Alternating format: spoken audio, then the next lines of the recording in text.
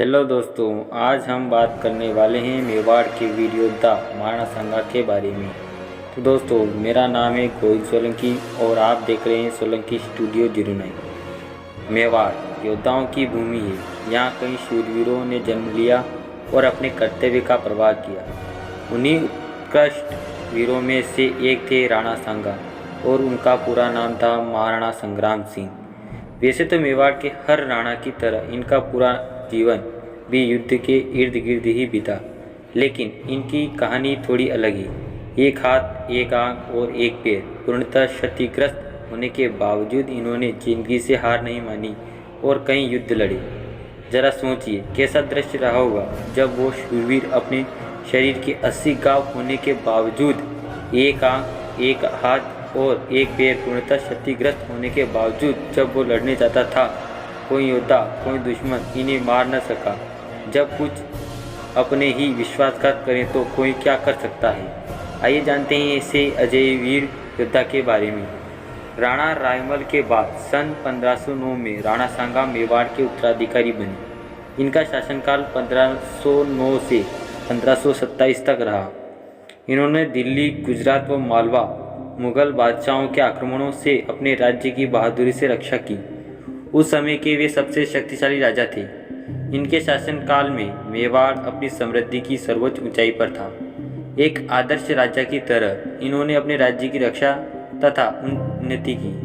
राणा सांगा अदम्य साहसी थे। इन्होंने सुल्तान मोहम्मद शासक मांडू को युद्ध में हराने व बंदी बनाने के बाद उन्हें उनका राज्य पुनः उदारता के साथ सौंप दिया। यह उनकी बहादुरी को दर्शाता है। बचपन से लगाकर मृत्यु तक इनका जीवन युद्धों में बीता। इतिहास में वर्णित है कि महाराणा संग्राम सिंह की तलवार का वजन 20 किलो था। महाराणा सांगा का राज्य दिल्ली, गुजरात और मालवा के मुगल सुल्तानों के राज्यों से घिरा हुआ था। दिल्ली पर सिकंदर लोदी, गुजरात में मोहम्मद शाह और मालवा में नसरुद्दीन खिलजी सुल्तान थे। तीनों सुल्तानों की सम्मिलित शक्ति से एक स्थान पर महाराणा ने युद्ध किया, फिर भी जीत महाराणा की हुई। सुल्तान इब्राहिम लोदी से बूंदी की सीमा पर खातौली के मैदान में सन 1517 ईस्वी में युद्ध हुआ। इस युद्ध में इब्राहिम लोदी पराजित हुआ और भाग गया। महाराणा की एक आंख तो युवा काल में ही भाइयों की आपसी लड़ाई में चली गई थी और इस युद्ध में उनका दायां हाथ तलवार से कट गया तथा एक पांव में घुटने में तीर लगने से सदा के लिए लंगड़े हो गए थे। महाराणा सांगा ने गुजरात के सुल्तान मुजफ्फर को लड़ाई में ईडर, अहमदनगर एवं बिसल में परास्त कर अपने अपमान का बदला लिया। अपनी पक्ष के सामंत रायमल राठौड़ को ईडर की गद्दी पर पुनः बिठाया। मांडू के सुल्तान महमूद के साथ विक्रम संवत 1576 में युद्ध हुआ, जिसमें 50,000 सेना के साथ महाराणा गागरोन के राजा की सहायता के लिए पहुंचे थे। इस युद्ध में सुल्तान मोहम्मद बुरी तरह से घायल हुए। उसे उठाकर महाराणा ने अपने तंबू पहुंचवाकर उसके घावों का इलाज करवाया। फिर उसे 3 महीने तक चित्तौड़ में कैद रखा और बाद में फौज खर्च लेकर 1000 राजपूत के साथ मांडू पहुंचा दिया। सुल्तान ने भी अधीनता के चिन्ह स्वरूप महाराणा को रत्न जड़ित मुकुट तथा सोने की कमरबेटी भेंट स्वरूप दिए, जो सुल्तान हुसंग के समय से राज्य चिन्ह के रूप में वहाँ के सुल्तानों के काम आया करते थे।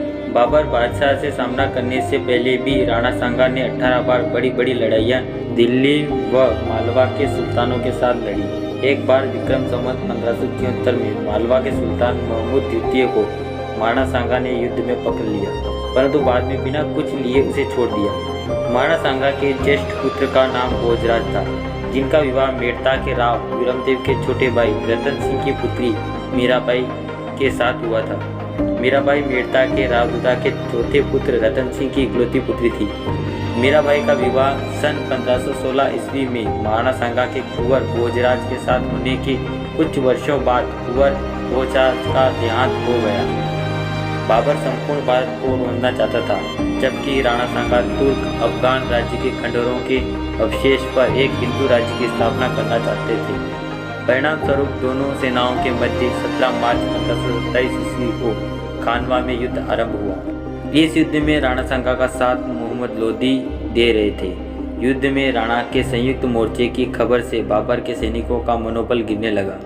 बाबर अपने सैनिकों के उत्साह को बढ़ाने के लिए शराब पीने और बेचने पर प्रतिबंध की घोषणा कर शराब के सभी पात्रों को तुड़वाकर शराब न पीने की कसम ली और उसने मुसलमानों से तमगा कर न लेने की घोषणा की।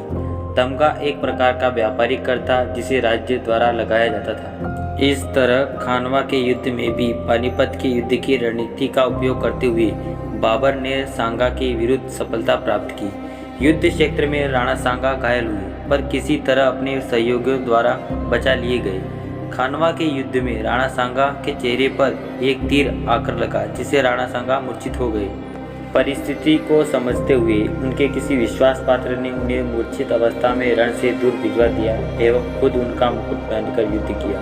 युद्ध में उसे भी वीरगति मिली एवं राणा सांगा सेना भी युद्ध हार गई। युद्ध जीतने के बाद बाबर ने मेवाड़ी सेना के कटे सरों की मीनार बनवाई थी और गाजी की उपाधि धारण की।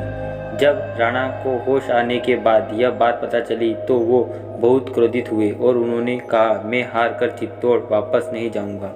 उन्होंने बची कुची सेना को एकत्रित किया और फिर से आक्रमण करने की योजना बनाने लगे। इसी बीच उनके किसी विश्वास पात्र ने उनके भोजन में विष मिला दिया जिससे उनकी मृत्यु हो गई। तो दोस्तों, ये थी महाराणा सांगा के इतिहास से जुड़ी वीरतापूर्ण एवं रोचक जानकारी। आशा करता हूँ आज का ये वीडियो आपको पसंद आया। ऐसे ही और अन्य वीडियो के लिए हमारे चैनल को लाइक करें, शेयर करें एंड सब्सक्राइब करें। और आज के इस वीडियो पर आपकी क्या प्रतिक्रिया है हमें कमेंट बॉक्स के माध्यम से अवश्य बताएं। धन्यवाद।